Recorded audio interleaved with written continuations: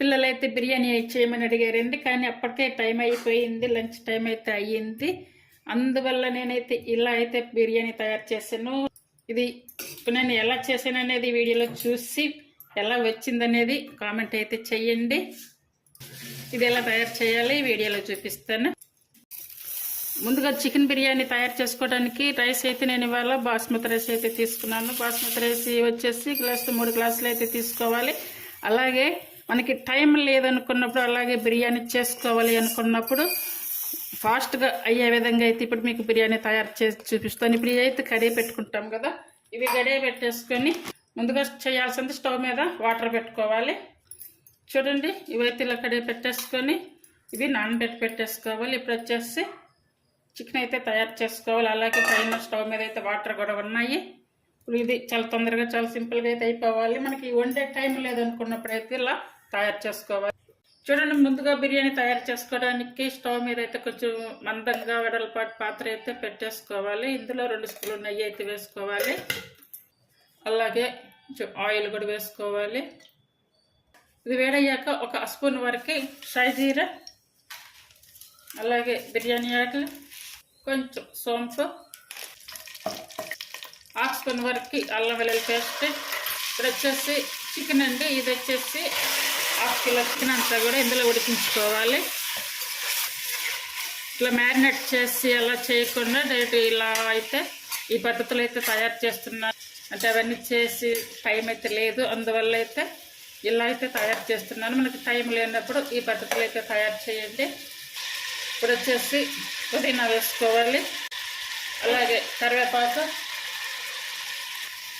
అలాగే టేస్ట్ సరిపడా సాల్ట్, అలాగే పెరుగు వచ్చేసి ఇలా క్రీమీగా చేసుకున్నటువంటి పెరుగు 1/2 కప్ అయితే వేసుకోవాలి.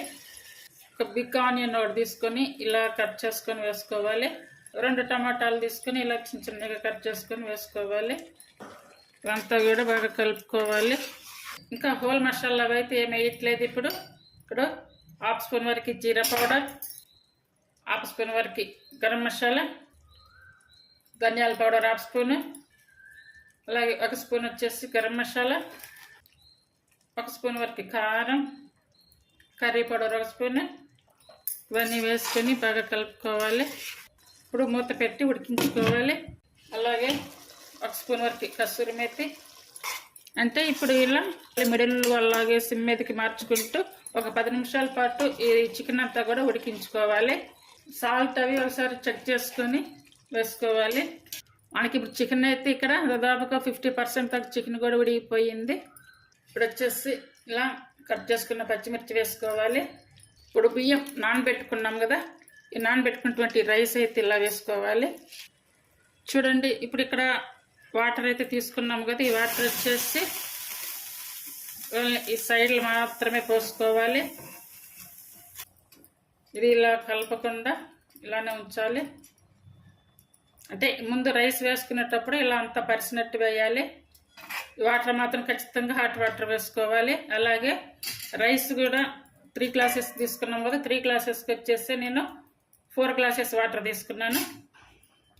లెమన్ జ్యూస్ ఒక కాయ తీసుకొని ఇలా లెమన్ జ్యూస్ అయితే వేసుకోవాలి.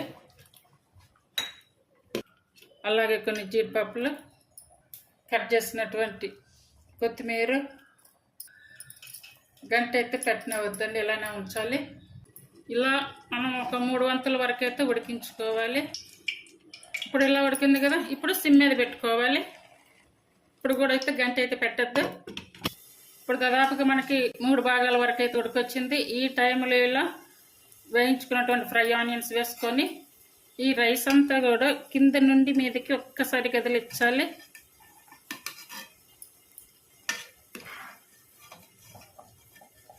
చూడండి, ఇది వచ్చేసి బిర్యానీ లిక్విడ్ అండి. ఇది మనకి ఇది సూపర్ మార్కెట్లో దొరుకుతుంది. ఇది కొంచెం ఇలా వేసుకోవాలి, 1.5 స్పూన్ అలా వేసుకోవాలి. ఇప్పుడు ఈ బిర్యానీ వాటిలో వేసుకోవాలి. లిక్విడ్ కింద ఒక పాత్ర పెట్టుకొని కానీ లేదంటే టైట్గా పెట్టుకున్నా కూడా మాడకుండా కనుక ఇలా చేసేసుకోవాలి. రైస్ కూడా చూడండి మంచిగా ఉడికింది.